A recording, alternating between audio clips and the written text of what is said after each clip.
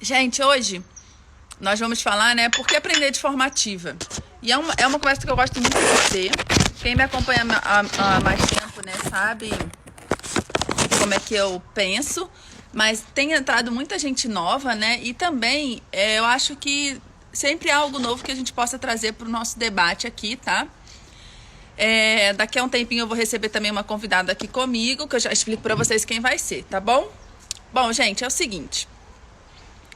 Por que aprender de forma ativa, né? Essa é a pergunta. Muita gente tem visto todo esse movimento, né, de colocar o aluno como, né, no centro do processo, colocar o aluno para ser ativo no processo de aprendizagem, né, colocar ele para botar a mão na massa, para não ficar ali só recebendo, né? Embora que eu também já falei isso aqui outras vezes, a gente consegue ter alunos ativos só escutando, por exemplo, uma aula de instrução direta, tá? Ouvindo uma palestra. Então, isso é possível também. A gente não pode achar que a gente só tem alunos ativos se eles estão trabalhando dentro de um projeto, não é isso. Se eles estão interessados, né, naquilo que está sendo ensinado, naquilo que está sendo falado, eles estarão ativos também no processo de aprendizagem, tá? Mas por que ter alunos ativos? O grande lance se a gente se propõe a fazer uma educação formal, no ambiente formal, a gente precisa ser capaz de medir aquilo que a gente está ensinando, tá? Caso contrário, a gente pode fazer de uma forma realmente desestruturada, que aí a própria vida é assim, né? A gente ensina sem nem perceber que a gente está ensinando, tá? E a gente aprende, né, sem necessariamente se colocar intencionalmente numa situação de aprendizagem. Quando a gente vê alguém fazendo alguma coisa, né? Quando a gente segue algum exemplo de alguém, a gente está aprendendo. Mas no âmbito formal de aprendizagem, que é a escola, a gente precisa ser capaz de medir. E aí, o que acontece? Se o aluno ele não está ativo no processo de aprendizagem, se ele não faz alguma coisa, como é que a gente vai medir? Ah, não, Janaína, mas eu aplico a prova no final do semestre. Ok. Mas a prova, com questões de múltipla escolha, ou com questões dissertativas, ela é um instrumento muito arbitrário. Ela não fornece dados concretos sobre o que o aluno aprendeu. Porque ela fica num estágio da taxonomia de Bloom, que é um estágio muito, como é que a gente pode dizer, superficial, tá? Que é no âmbito do relembrar e, no máximo, o segundo nível da taxonomia de Bloom, que é o nível do entender, tá? Porque relembrar e entender não são a mesma coisa. Então, gente, quando a gente está falando de colocar o aluno ativo no processo de aprendizagem, a gente está falando de permitir que ele se expresse tanto de forma escrita, trabalhando em grupo, fazendo questões de múltipla escolha, né? Desenvolvendo um projeto, uma simulação. A gente está permitindo, então, que ele se expresse para que a gente possa saber realmente o que ele sabe. E que a gente possa saber a tempo. E essa é a grande questão também que faz a gente criticar a avaliação somativa. E não é dizer que ela não pode existir, que ela não deve existir. Tudo bem, vamos mantê-la, tá? Mas ela é colocada em determinados pontos que muitas vezes está tarde demais. Se é no final do bimestre, você já tem uma gama de conteúdos do segundo bimestre para ensinar. E aí, para você voltar nos conteúdos do primeiro bimestre para resgatar isso, pode ser muito complicado por uma questão de planejamento. Só que, ao mesmo tempo, se você não volta, você vai comprometer todo o conteúdo do segundo bimestre. Porque, geralmente, o que vem antes é base para o que vem depois. Então, você vai criando uma bola de neve. Quando chegar na prova do terceiro bimestre, ou se a sua escola ou sua universidade trabalha com trimestres, não importa. As universidades geralmente têm 2 avaliações somativas pré-estabelecidas no currículo da universidade privada, né? A universidade pública não tem isso. Você já não consegue mais resgatar, entendeu? E aí vai virando aquela bola de neve e aí muitos alunos, ou eles acabam sendo considerados medíocres naquela disciplina, mas são aprovados, ou eles são reprovados, né? Então, por que a aprendizagem ativa? Para que a gente possa ver o que o nosso aluno sabe, para que a gente possa ouvir o que o nosso aluno tem a dizer. E a aprendizagem ativa, ela traz a seguinte mensagem para a gente. Toda aula é uma oportunidade de medir a aprendizagem, toda aula. Então, se o nosso aluno está trabalhando em par, se ele está trabalhando em grupo, se ele está fazendo um trabalho independente, não importa. Sempre é uma oportunidade dele mostrar aquilo que ele sabe pra gente e a gente se aproximar dele e auxiliar nesse processo. Janaína, eu tenho numa sala 100 alunos. O máximo que eu já tive é 120 alunos, tá?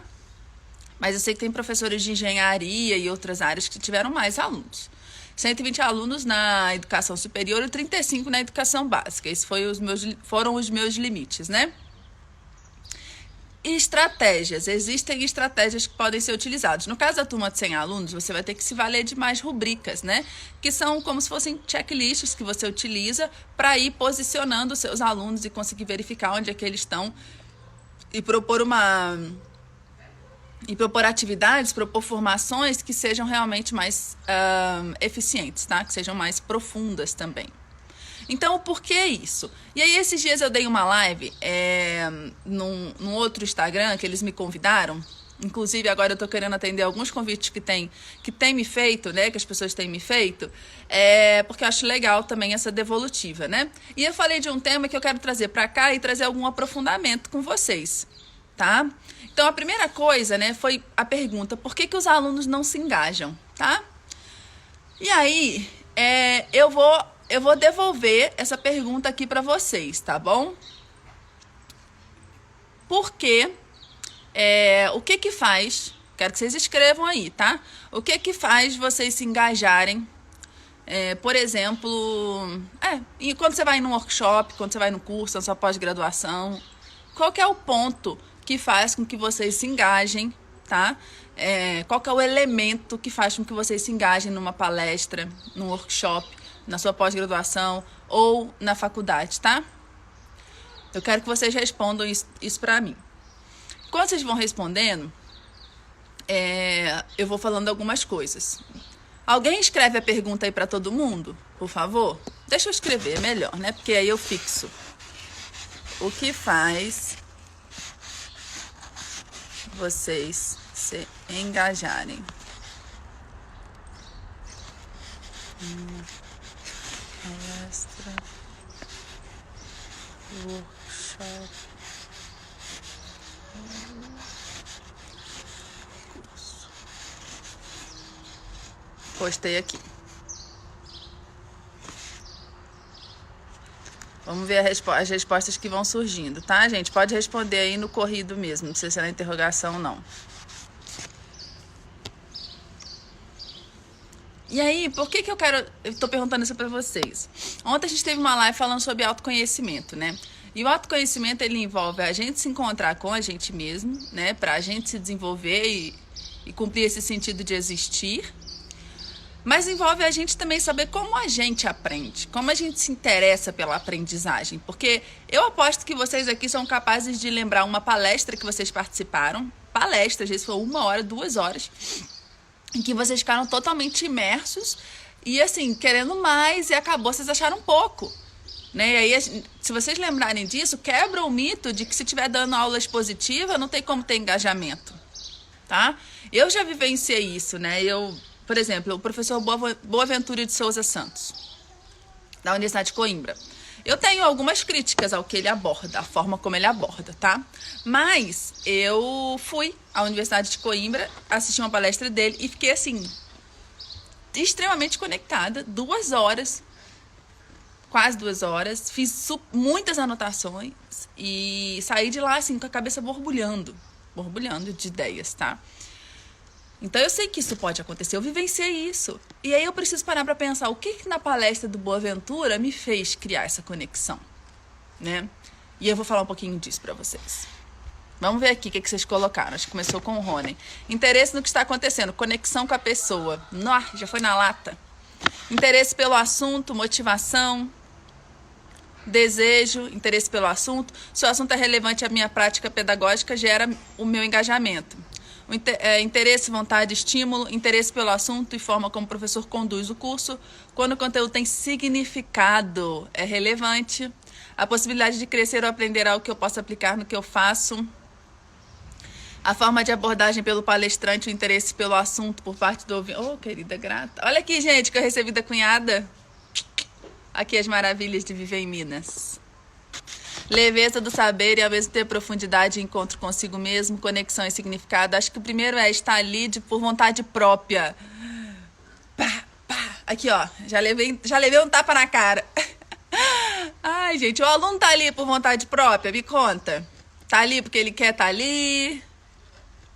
Ter um propósito, dependendo da realidade no ensino público é Tá, ela já começou a fazer uma análise. Eu quero que você analise você mesmo. O interesse pelo assunto e o conhecimento do palestrante. Interesse pelo assunto e a pessoa. Relevância na minha prática. Bom, então me pareceu aqui interesse, tá? Significado. A pessoa que tá dando, né? A palestra, o curso, o workshop. E relevância para a prática mesmo. Muita gente falou assim, alguma coisa que vai acrescentar ali, né? Tem um carro saindo aqui atrás, tá, gente? Então, o que acontece? Primeira coisa, estar ali por vontade própria, isso foi fantástico. A gente já parte do princípio, né, gente? A gente já tem esse desafio. Nosso aluno não está ali por vontade própria, né? Foi dito a ele que ele precisa frequentar a escola por 12, 13 anos. Ele está ali frequentando, né? E ele entende que o objetivo da escola são as provas, tá? Ele precisa cumprir as provas. O verdadeiro valor do que é a escola, ele não tem no coração dele. E nem nós, professores, temos. Então, qual que é o sentido? Por que realmente uma pessoa precisa ficar 12 anos indo para a escola? Tá? Qual é o sentido disso? A gente tem que questionar. A outra coisa, gente, é o interesse, né? Ele realmente se interessa por aquele assunto ou você já começa a sua aula? Gente, olha, a aula de hoje é isso. Não, professora, mas porque, tem que fazer isso aqui. Vamos, gente. Isso vai cair. Isso vai cair na prova. Presta atenção que isso vai cair na prova. Aí já começa a criar realmente, legitimar essa ideia de que a prova é o fim. Tá? Então, o que a gente pode fazer para que o aluno realmente se interesse por aquilo que está sendo ensinado? A pessoa que está ali é muito importante, né? A gente tem que ser uma pessoa admirável.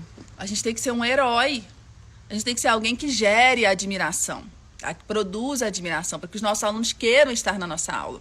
E, gente, eu não estou falando isso para vocês serem um professor showman, o mais engraçado. Não. Eu quero que vocês durmam tranquilo, com a cabeça lá no travesseiro de vocês, entendeu? Sabendo que, além de ser um professor engraçado, legal, que vocês podem ser, se esse for o seu perfil, tá? Se esse for o seu perfil, vocês estão realmente ensinando algo que faz sentido, tá? Para os alunos. Então, é muito mais do que ser interessante, tá? É criar essa conexão, é ter conexão, é isso daí. É muito mais que ser um professor divertido. Eu não sei se eu falei divertido, acho que eu falei interessante. É muito mais que ser um professor divertido. É de criar conexão. Então, é humanizar-se diante dos alunos e eles perceberem que ali existe uma pessoa que eles podem confiar, né? Uma pessoa de valor, uma pessoa que eles podem, se eles tiverem alguma necessidade na vida, eles podem recorrer. Então, essa conexão, a Maria falou aqui, a Maria Andréa Gomes, né? Vínculo, perfeito. Vínculo é muito importante, tá bom? E aí, qual que era a outra coisa que eu não comentei? Significado. Gente, o significado, ele é fundamental, tá? Porque o significado vincula com a outra coisa, que qual que é a utilidade prática disso, né? E isso impacta no interesse. Isso impacta muito no interesse. Qual que é a utilidade prática disso daqui? O que eu vou fazer com isso daqui? Tá? Então, a gente precisa conectar aquilo que a gente ensina com a vida real. Tá? Então, e para a gente fazer isso, a gente precisa saber como é que aquilo que a gente ensina se conecta com a vida real. Então, o modelo que nós aprendemos, gente, é que está errado. E aí fica parecendo que romper essa barreira para um momento onde a aula é ativa é a coisa mais difícil do mundo. Por quê? Porque a gente aprendeu de uma forma tradicional. Então parece que para cada aula a gente vai ter que ser um super-herói, inventar coisas mirabolantes. Aí sim a aula vai ser ativa. Não é isso. Não é isso. São as pequenas coisas que a gente tem que fazer dentro da nossa sala de aula para que ela se torne um ambiente onde os alunos estejam ativos, ou seja, que eles tenham interesse, que eles saibam por que eles estão ali, que eles vejam uma utilidade prática e que eles tenham você como uma referência. São as pequenas coisas, eu não estou falando de tecnologia, não estou falando de recurso blaster, master, não é disso que eu estou falando. Eu estou falando de ser humano para ser humano, tá, gente? Então, existem algumas estratégias. Quem é meu aluno aí do curso de aprendizagem ativa sabe que no primeiro módulo eu já tenho uma aula lá que eu explico a taxonomia de Bloom e falo das perguntas em sala de aula. Gente, pergunta é uma estratégia fundamental, é uma estratégia pedagógica. Perguntas, tá?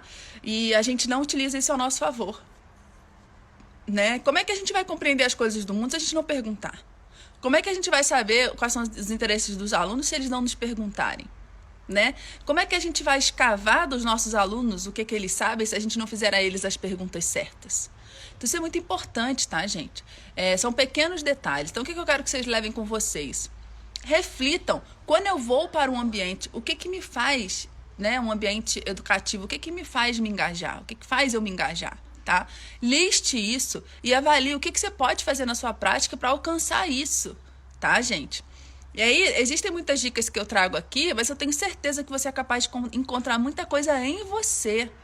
E você não tem que ser um professor assim, assado, frito, cozido, para conseguir isso, não. Você tem que ser você enquanto professor, tá? Não importa se o professor de química é super engraçado, faz músicas, paródias e não sei o quê, e você não gosta disso, não importa.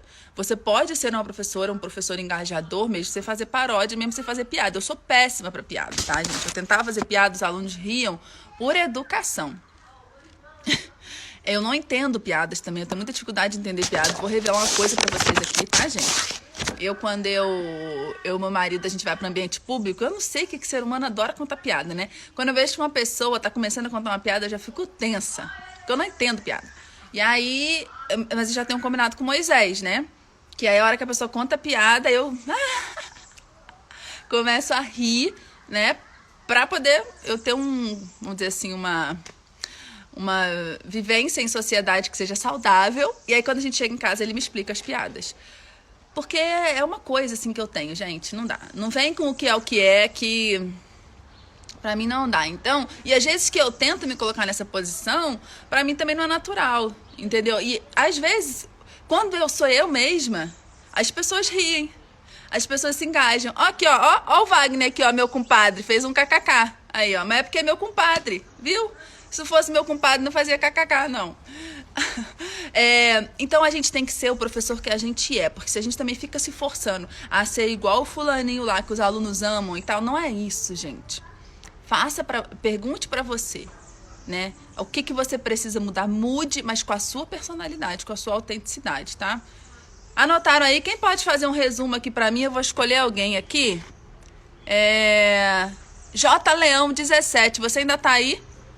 J Leão 17 e Esmeralda Tenente, por favor, vocês dois façam aí listem aí em tópico para todo mundo poder ver quais foram os pontos que eu falei, tá bom? Que gera do motivo dos alunos não se engajarem. Pode ser, porque tem gente chegando agora, a gente ajuda todos os colegas aí. E tem um detalhe também, gente, que a sala de aula ela não passa uma mensagem de que é para haver engajamento. Ok? A própria forma como a gente organiza a sala de aula, ela não permite o engajamento. Então, eu não estou falando só das cadeiras né, separadas. Será que eu consigo morder um pão de queijo? Estou com uma fome. Isso também, tá? Mas se, por exemplo, a sua sala é muito cheia, seria tão bom se eu pudesse desenhar aqui. Mas eu não vou conseguir fazer isso. Mas eu vou tentar...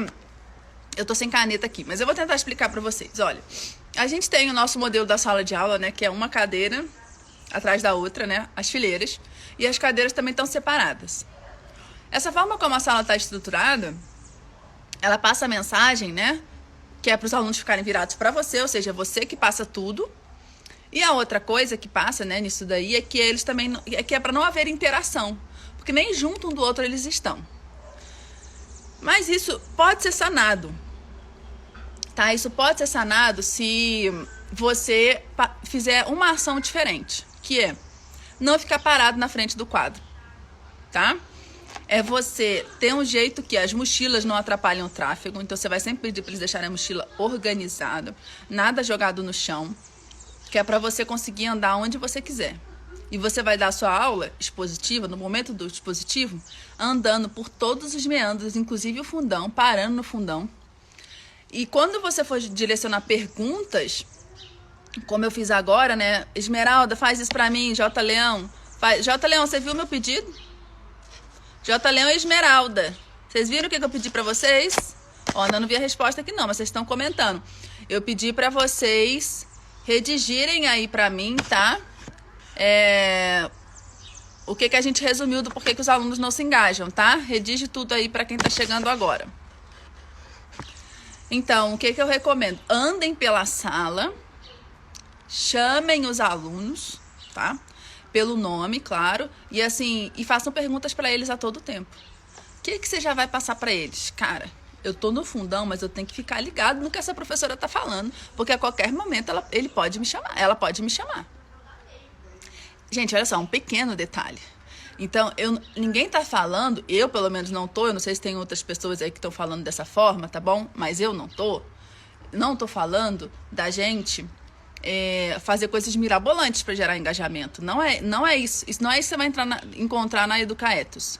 Eu dou dicas de plataformas, eu trago muitas coisas assim, mas eu tô falando das pequenas mensagens que transformam tudo, tá?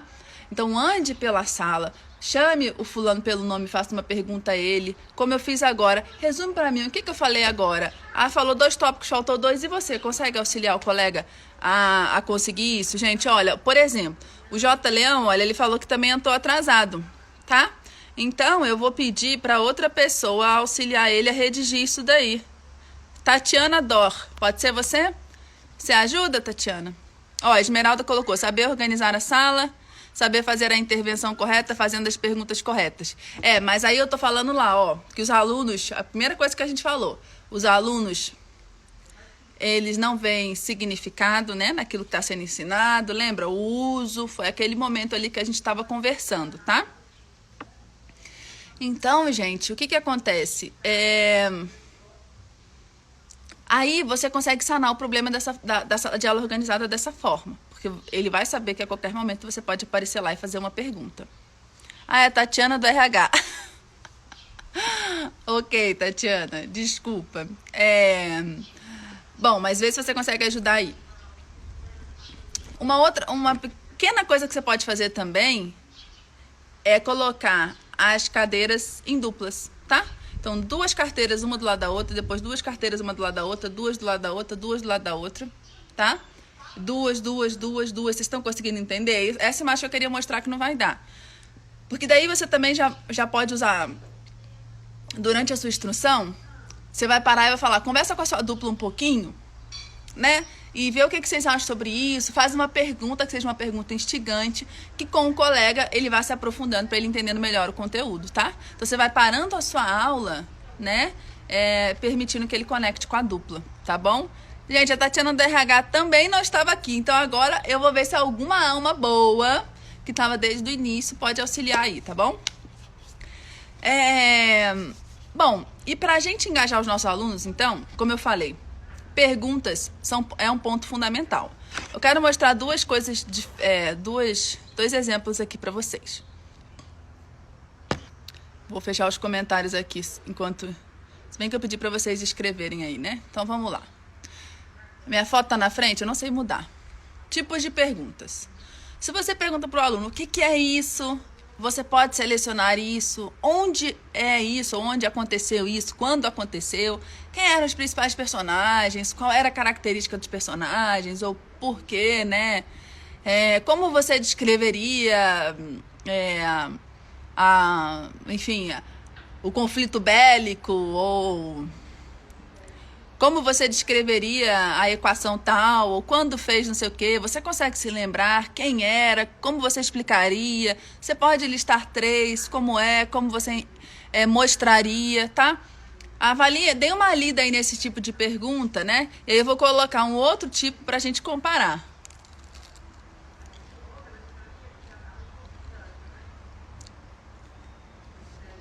Acho que eu vou ter que desativar mesmo.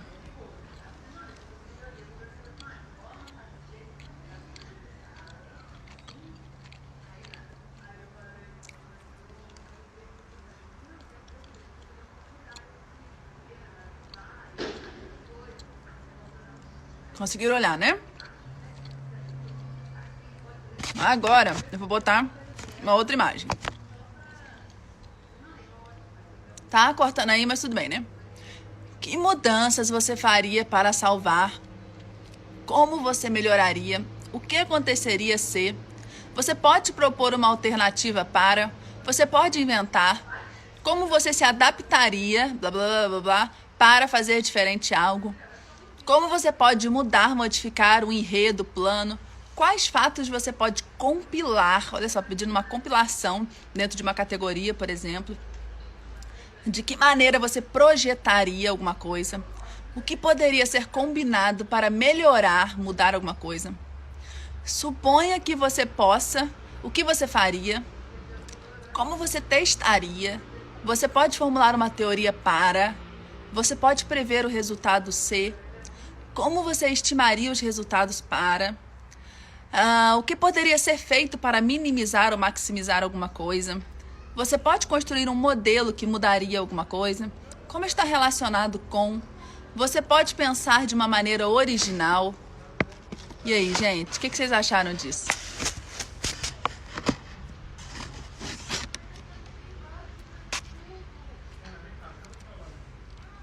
O que vocês acharam? Deixa eu ativar o comentário. Qual que é a diferença, né, principal aí que vocês verificaram entre os dois tipos de pergunta?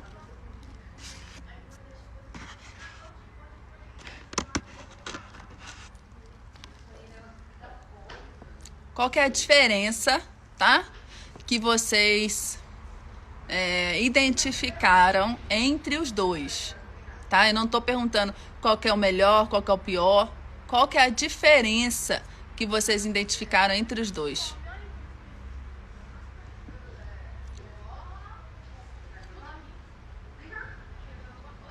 Dinamicidade, fazer o aluno pensar, taxonomia de Bloom mais reflexiva. O primeiro grupo de questões é aberto demais.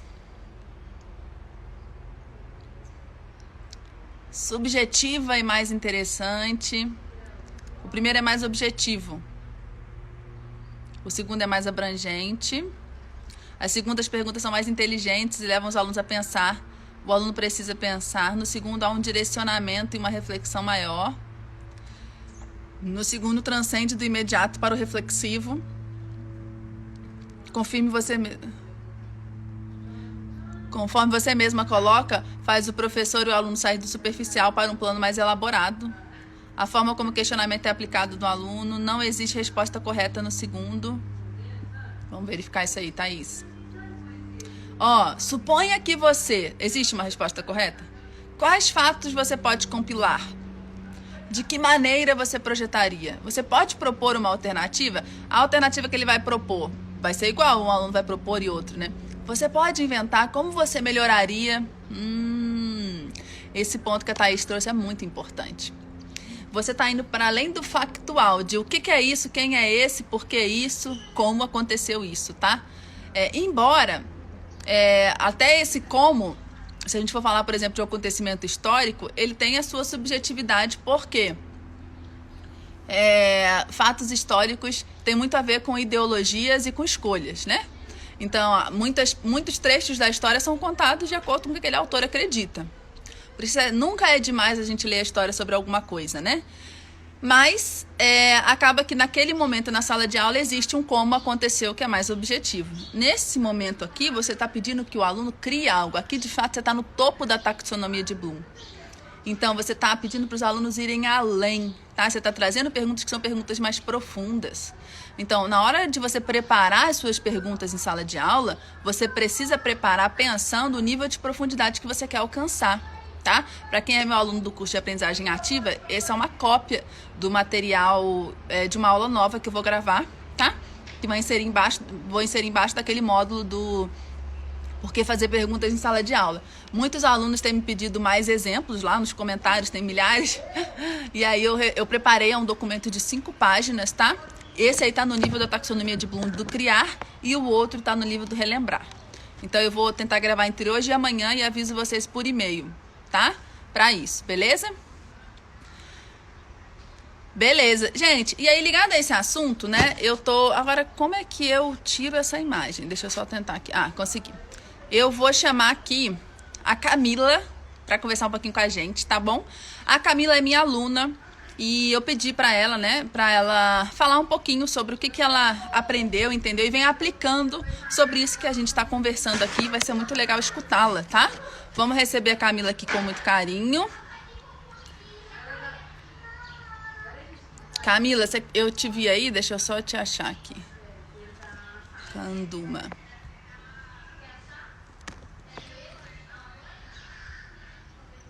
Ah, Canduma tá aqui. Acho muito legal vocês verem outros professores que estão fazendo também coisas legais. Coisas legais aplicando. Oi, Camila. Oi, Camila. Oi, tá me ouvindo? Aqui, eu vou pedir pra você colocar fone. Tá. Você tem? Você tem? Obrigada. Obrigada. Que eu tô ouvindo o retorno da minha voz.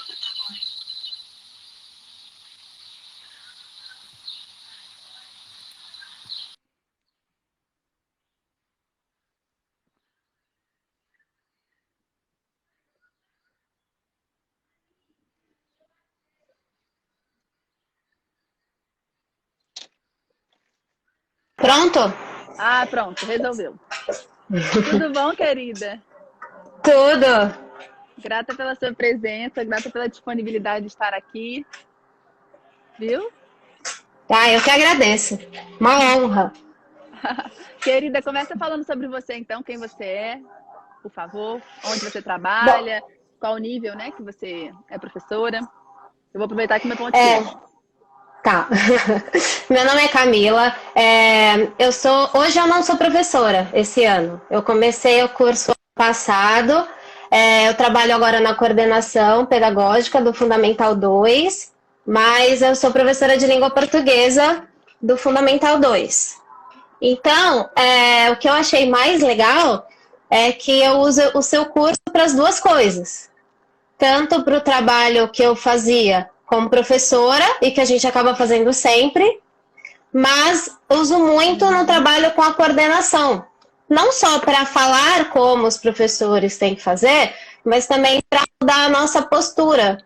Porque tem uma frase, né, no primeiro módulo, que foi uma das primeiras que eu anotei, que é assim, no seu curso: somos espelhos uns para os outros. Uhum. E esse fato de sermos espelhos conscientes, como você falou no começo da live, a gente aprende toda hora, com qualquer pessoa na vida. Mas, como somos educadores, a gente quer ensinar sistematicamente e ver que isso está dando certo. Então, ao mudar o jeito de agir com as pessoas, a gente vai fazendo... Eu percebi que elas foram se tornando mais ativas. E aí, os professores sendo mais ativos, os alunos vão ser mais ativos também. Então, hoje em dia, eu sou de Santos, né, São Paulo.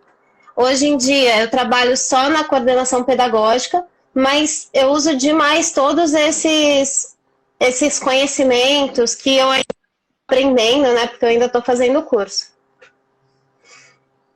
Ah, muito bom, legal. Ah, que ótimo, que eu acho que tem outras pessoas também aqui que trabalham com gestão, então essa troca vai ser muito legal também por essa perspectiva, né?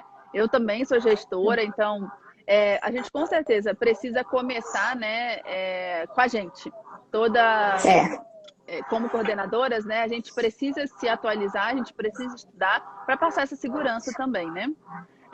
Camila, agora como professora, né, e você pode falar também como coordenadora, mas vamos começar como professora. Quais são os grandes desafios que você enfrentava para ensinar a língua portuguesa? Nossa!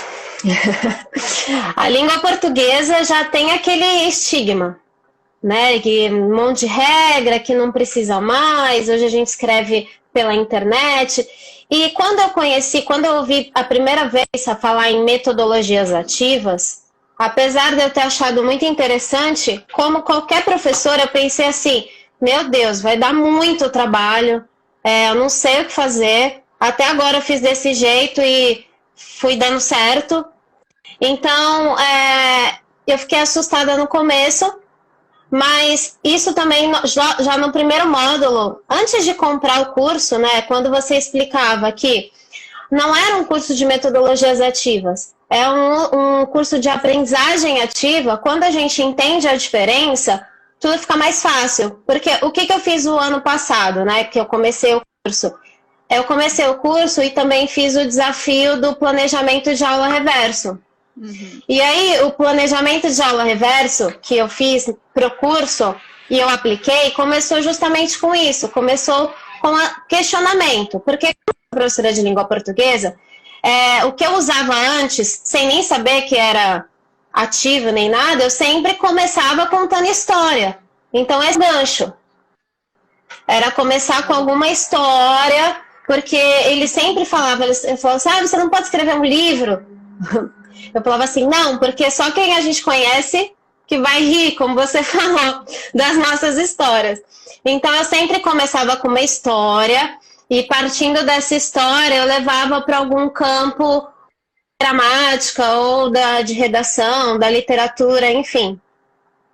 Quando eu comecei a fazer o curso, eu prestei mais atenção às questões. Não só as questões que a gente faz, mas as questões que eles deveriam fazer e não fazem. Até as não ditas. Porque ser ativo no processo é isso. Porque às vezes a gente responde questões que nem foram ditas, que não são exatamente o que eles querem saber. Então, eu continuei usando as histórias, mas eu acrescentei, né, no primeiro momento, esses questionamentos que iam me levando para onde eles queriam ir, claro que sempre de olho no objetivo. Então, sem, né, se perder, não é qualquer coisa. Mas o que eu estou querendo dizer assim, é puxando esse engajamento, que tanto falamos agora, pelo interesse e pela conexão. E como que a gente faz essa conexão? Não só falando, mas também ouvindo. Então as perguntas foram essenciais. Ai, que bom saber disso, é muito legal. Porque é isso mesmo, para mim é muito difícil. Eu até fiz a semana de metodologias ativas, estou preparando uma nova, porque acho que as pessoas entendem mais. Mas para mim é muito importante não ficar usando o termo metodologias ativas, porque a metodologia ativa ela é um pedaço do processo, né? E parece uma coisa mirabolante, parece que eu tenho que aprender, né, uma coisa totalmente nova. E é como você falou, você na verdade identificou que na sua prática você já fazia uma prática de aprendizagem ativa, o gancho, né? Que é aquilo que a gente faz no início da aula para o aluno já se interessar pela aula e seguir ali com a gente. Então, são pequenas coisas que já transformam muitas outras, né? Isso é muito legal ter escutado isso de você. E assim, a língua portuguesa, né? A gente tem pouca coisa publicada no Brasil, realmente, do ensino de língua portuguesa ou do entendimento real da gramática, enquanto nos Estados Unidos, na Canadá, enfim, eles têm muitas publicações sobre o ensino de línguas. Eles valorizam muito, né? É o eixo fundamental da formação deles, né? Então, assim, eles têm diversos critérios, rubricas, contínuos de aprendizagem, né? É fantástico tudo que eles têm, né? A gente precisa caminhar muito nisso, né? Mas é muito legal porque, por exemplo, uma vez eu tive uma conversa com os meus alunos de geografia, né? Eles estavam reclamando sobre a aula de língua portuguesa e tal. E aí eu sentei com eles e perguntei, gente, olha, primeiro que eu não quero que vocês fiquem falando mal de outras aulas dentro da minha sala, mas a aula a gente vai ter uma conversa. O que significa adjetivo? Ah, não, professora, você não vai vir com isso. Ah, não, pelo amor de Deus. Aí, não, eu quero saber o que significa adjetivo. É que você vai caracterizar alguma coisa. Falaram assim. Aí eu falei assim, vocês já pararam para pensar que sem um adjetivo, vocês nunca vão conseguir entender nada na vida? Nada, nada, nada. Aí eles ficaram me olhando. Eu falei, imagina, né? Vou falar com vocês agora, não foi o que eu usei com eles. Imagina isso daqui, né? A gente tem uma xícara. O que a gente pode dizer isso aqui? Que a xícara é pequena. Que a xícara ela tem né, aqui, ó, redonda, né? Na parte de cima dela é redonda. Enfim, a gente pode dizer que ela é branca, tá? Que ela tem um desenho, coisas assim.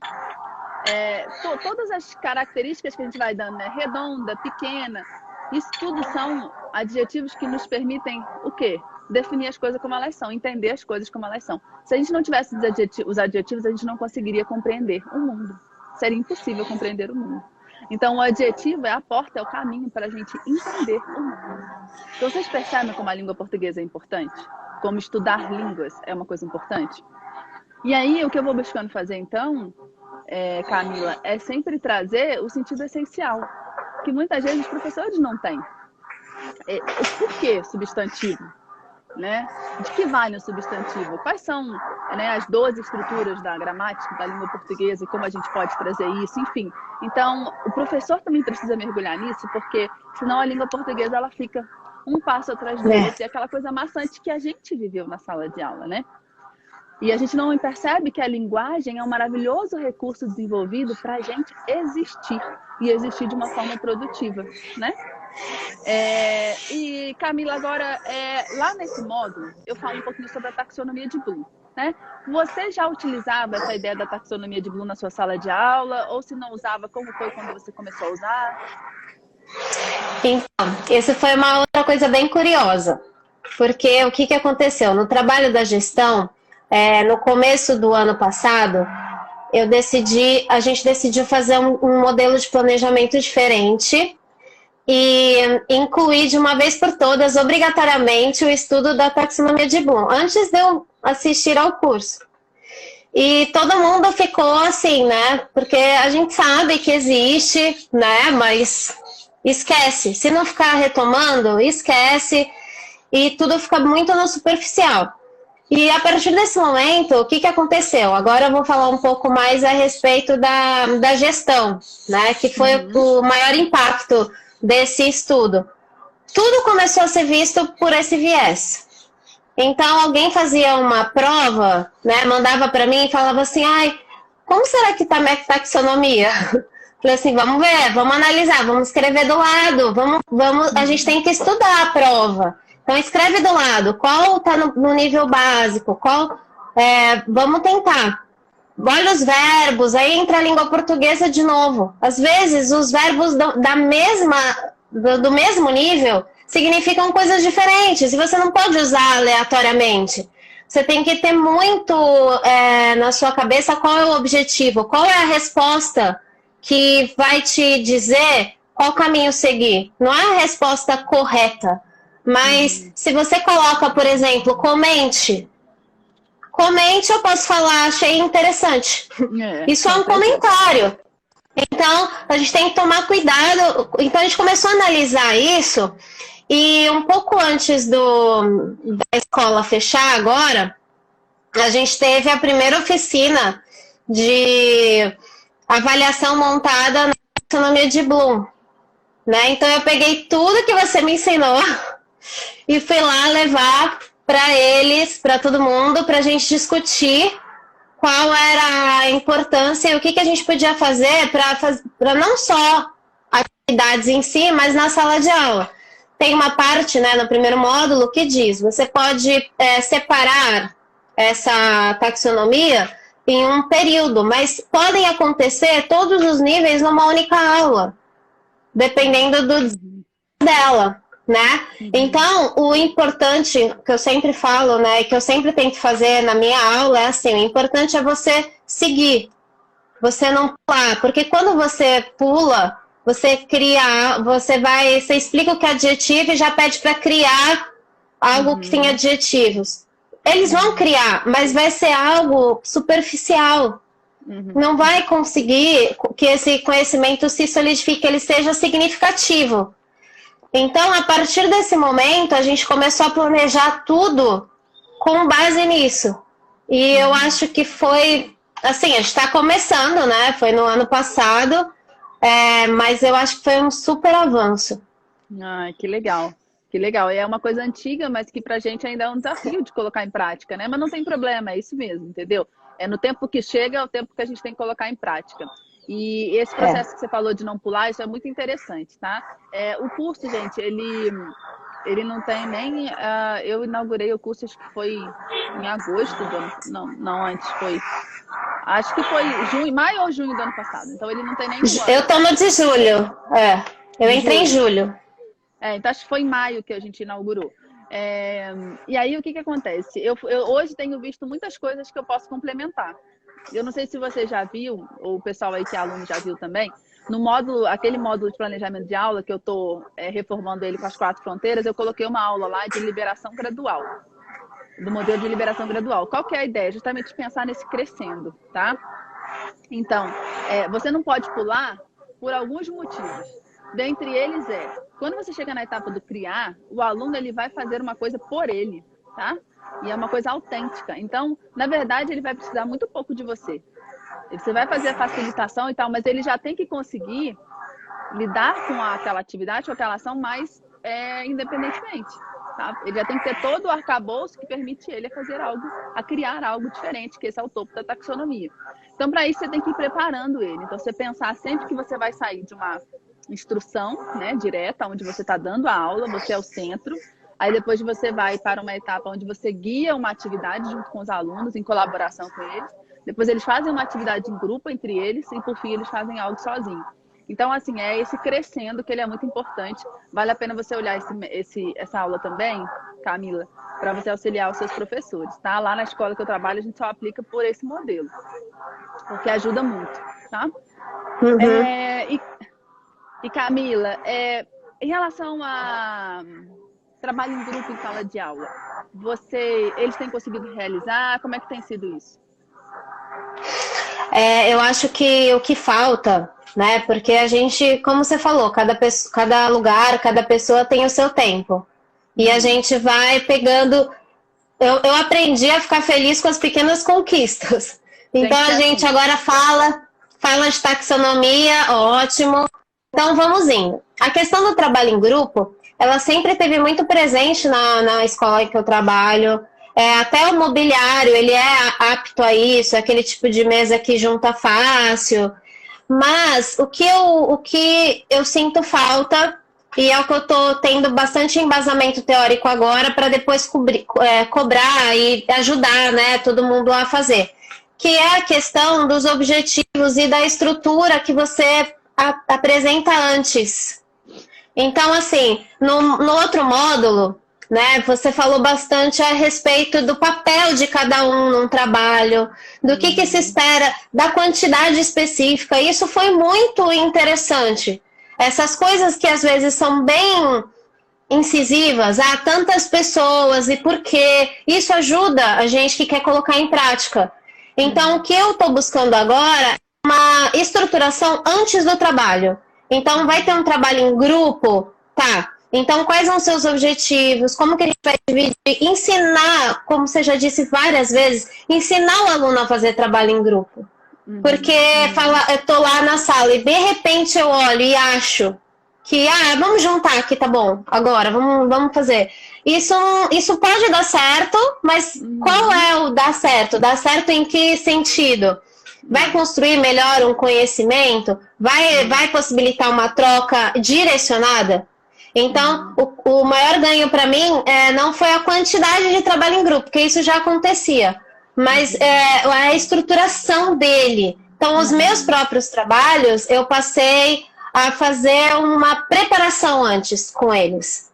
Então, se eu ia dar um trabalho, um dia antes, eu dizia quais eram os objetivos daquele trabalho, o que eles tinham que já trazer pronto, o tema, separar a função de cada um, e isso deu um ganho gigantesco também. E é legal fazer isso de forma gradual mesmo, sabe? Porque, como você falou, é um passo de cada vez. E o trabalho em grupo, ele de todo modo, ele não precisa vir só porque eu quero colocar os alunos para trabalhar em grupo, porque tem que fazer metodologia ativa. Não é isso, né? Tem que estar alinhado à taxonomia de Bloom. Então, dependendo do nível que você tiver ali, nem precisa ter esse trabalho em grupo necessariamente, né? Então, é muito importante esse cuidado. O ponto que você falou da avaliação, eu achei muito interessante, né?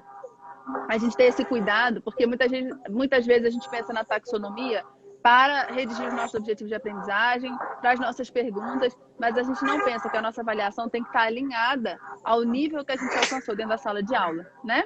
Isso é muito importante. Então, a gente acaba pedindo uma avaliação mais complexa, né? Ou mais superficial. Fácil demais. De todo modo. Exatamente. Mas, de todo modo, é muito importante que exista uma mescla, né? Que a gente utilize a avaliação formativa. Então, que além da avaliação somativa, da revisão de todas as questões, todas as atividades que a gente coloca em prática na sala de aula também seja motivo, referência para a gente, né? Para a gente poder medir a aprendizagem dos nossos alunos. Isso é muito importante, né? Camila, muito grata pela sua presença, viu? Foi uma alegria. Você quer comentar mais alguma coisa? Não, eu só queria comentar que se alguém aí que está ouvindo você não fez ainda, faça, porque é um curso muito, muito, muito bom mesmo.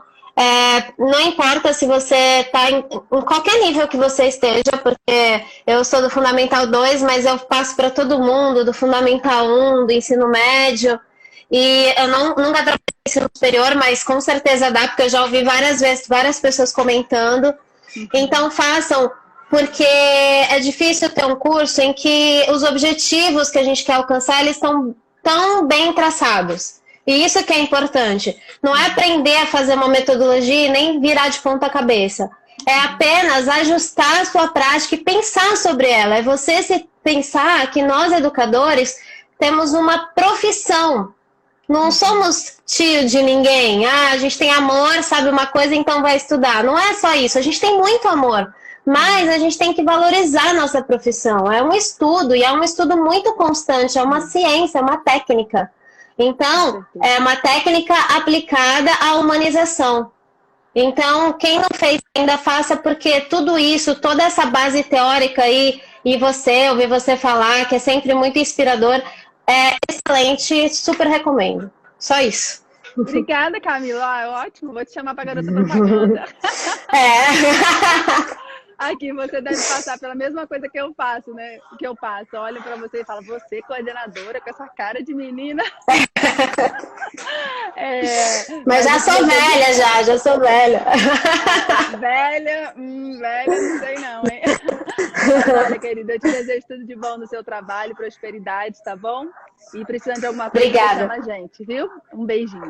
Obrigada. Tchau. Tchau. Gente, então, olha, muito grata pela presença de vocês aqui hoje, tá? Foi muito bom receber a Camila. Eu vou convidar outros alunos aí em outras lives, que eu tenho certeza que ouvindo professores como vocês podem se sentir mais seguros, né, para isso, para essas mudanças. Então, isso é muito importante, tá? Eu quero que vocês criem essa conexão que a gente falou lá no início, tá? Que é importante ter essa conexão. E então é para ajudar vocês nesse processo, tá bom? Eu vou avisar das próximas lives que a gente vai ter. Será uma semana intensa, começamos uma maratona e eu já assumi que eu não vou ficar dormindo muito mesmo, entendeu? Que é isso aí, é entrega. Então a gente vai ter tanto Educaetos Convida, que eu vou avisar quais serão, como também essas lives comigo mesmo, conversando sobre alguns temas. Bom, qual é o nome do curso? O nome do meu curso é Aprendizagem Ativa na Prática, tá, gente? Mas o curso está com as inscrições encerradas. Eu estou trazendo os alunos aqui e tal, mas assim, nesse momento eu não estou podendo receber aluno, tá? A gente está dando atenção para os alunos que eu já tenho, eu estou dando atenção para os alunos que eu já tenho, e a gente vai ter uma mentoria também esse mês, tá? Então é muito importante. Eu recebo às vezes por dia lá 30, 35 mensagens, e eu gosto muito de poder estar disponível realmente para atender. Como vocês veem, eu produzo essa quantidade de conteúdos gratuitos e ainda trabalho, né? Trabalho fora, assim, né? Tá sendo de home office, mas ainda não estou só à disposição da Educaetos, então nesse momento a gente não está recebendo aluno. Mas vai acompanhando a gente por aqui, que quando a gente abrir, tá? Eu ainda não sei quando, a gente avisa, tá bom? Pessoal, é o seguinte, em relação à jornada do autoconhecimento, essa sim, as inscrições seguem, tá? Até hoje à noite. Ela é totalmente online, totalmente gratuita. Vai no link da bio ou no site da Educaetos, se inscreva, tá, gente? Para vocês participarem desse processo de autoconhecimento que vai ser muito legal. O curso é online? O curso é totalmente online, tá? O professor tem acesso por 2 anos. Acho até que eu vi o Rony comentando aqui. O que acontece? Eu inseri já 2 aulas novas e eu vou inserir essa outra de perguntas. Eu vou mandar um e-mail para todos os 500 alunos lá falando dessas atualizações que eu fiz, tá? E tem mais 2 que eu tô fazendo, para poder mandar um e-mail só e não ficar enchendo a caixa. Mas o Rony já viu, essa aula ficou muito legal mesmo, muito legal. Então ele é totalmente online, você tem acesso por 2 anos e aí você vai conseguindo ter isso aqui, que é justamente isso, né? Que todas as atualizações durante esses 2 anos que eu fizer, você vai poder ter acesso. Porque eu sempre vou fazendo mesmo, seja porque eu trouxe alguma coisa nova lá de fora, ou alguma coisa que eu apliquei, que funcionou muito legal, e aí eu vou colocar isso para vocês, né? Para poder a gente ir se aprofundando juntos. Eu também vou inserindo, porque esse curso vem acompanhado com as mentorias online, síncrona, né? Ao vivo. E eu deixo a gravação lá para quem não consegue participar. E são aulas muito legais também. Eu sempre trago algo novo, tá bom? Ah, sim, sobre a jornada, né, Lenira? É só preencher. Aí você já deve estar inscrita, se apareceu lá, né, o que você agradecendo, você vai receber um e-mail. A partir do dia 21 de abril, você começa a receber todas as informações da jornada, tá bom? Como é que vai funcionar. Que bom, Josilene, gratidão, viu? Gratidão. Gente, acho que tinha até uma pergunta aqui, deixa eu ver se é isso mesmo. Ah, foi o Rogério respondendo aquela pergunta que eu fiz, né? O que me faz interesse? Ótimo, beleza. Gente, então é isso, tá? Então, grata pela presença de todos e vamos nos auxiliando. Eu vou publicar sobre as novas lives. Se inscrevam na jornada, mas ó, se inscreve com vontade, com disposição. Deixa eu mostrar aqui, João. João, vem cá, João. Vou mostrar meu filhote para vocês. Se ele vier, né? E vai ser totalmente online, totalmente gratuita, tá, gente? E vai ser muito legal. Agora, se inscreva realmente com vontade de fazer os 4 desafios, de se dedicar. Quem fizer os 4 desafios, no final, a gente vai fazer um sorteio bem legal, tá? Eu acho que o João não vai vir. João! Vem cá, pra mamãe mostrar você. Mostrar meu príncipe pra você. Ih, a live... Ah, não, tem mais 2 minutinhos. Essa live vai ficar salva sim, Vitor. Eu deixo salva aqui. E depois eu coloco no YouTube também. Gente, olha aqui o meu pequeno príncipe. Vem cá que as pessoas querem te ver, amor. Quer dizer, nem sei se querem, né? Mas eu quero mostrar. Fala, oi, galera. Oi. Eu sou o descabelado da parada. Gente, então, ó, bom final de semana aí com a família de vocês, tá bom? Você quer? Eu vou te dar. Então tá, gente. Até mais, tá? Tudo de bom.